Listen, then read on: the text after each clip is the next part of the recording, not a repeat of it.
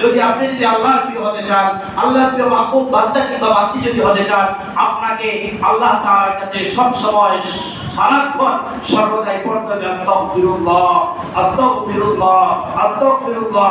আপনি এই দোয়াগুলো যদি করেন, আপনি প্রার্থনা যদি করেন, আল্লাহ তাআলা আপনাকে দুনিয়ার সকল টেনশন, দুনিয়ার সকল চিন্তা, দুনিয়ার সকল হতাশা থেকে আল্লাহ তাআলা আপনাকে মুক্ত করবেন।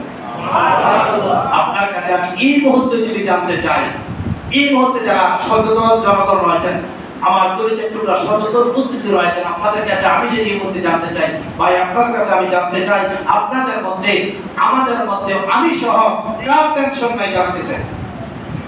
এমন একজন মানুষকে হাত তুলে বলতে হুজুর আমি আলহামদুলিল্লাহ শতভাগ টেনশন মুক্ত। আমার জানা মতে আমি যতটুকু বুঝ আমার রয়েছে, হতাশা মুক্ত, টেনশন মুক্ত মানুষ আদৌ পৃথিবীতে নেই। বাস্তব একটা অবস্থা। একদিন গত 2 দিন আগে একটা ক্লিপ আমি দেখেছি।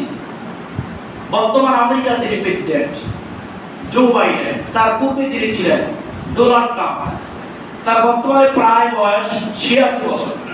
তিনি গত কয়েকদিন আগে একটি সেমিনারে বলেছেন, আমি যদি আবারও আমেরিকার ক্ষমতায় আসতে পারি তাহলে জো বাইডেনকে আমি প্রশাসনিকের আওতায় তার আমি বিচার কাজ করব।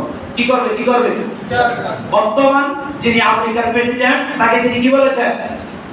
তাকে আমি ক্ষমতার আওতাভুক্ত যদি হতে পারি, আমি যদি ক্ষমতার আসনে যদি বসতে পারি, ক্ষমতার চেয়ারে যদি আমি যদি বসতে পারি, তাহলে তাকে কি করব?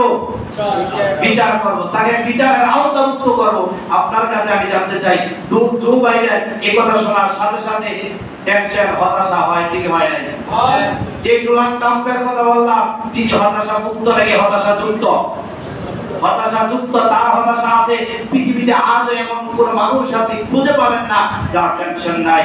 আপনাকে টেনশন মুক্ত করার জন্য শুধুমাত্র একটি আমল করতে হবে, সেটা হচ্ছে বারংবার বলুন আস্তাগফিরুল্লাহ।